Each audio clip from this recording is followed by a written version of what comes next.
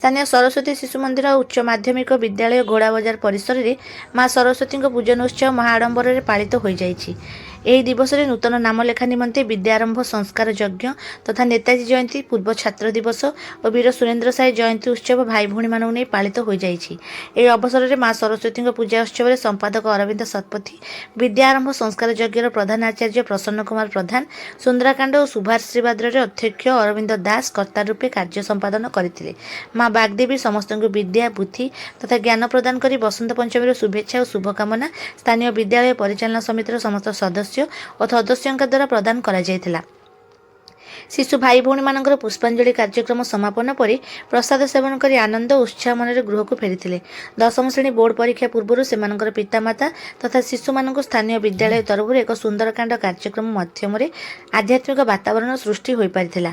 ଶିଶୁମାନଙ୍କ ଉଜ୍ଜଳ ଭବିଷ୍ୟତ କାମନା କରି ଶୁଭାଶୀର୍ବାଦ ପ୍ରଦାନ କରାଯାଇଛି।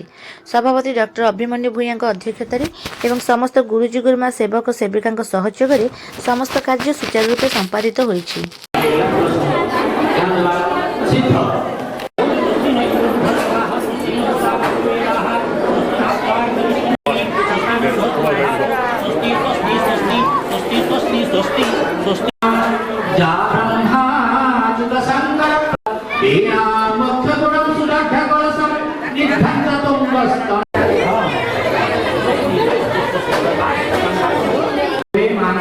समर्पित हो बर्तमान पे मंत्र बोले आम समस्ते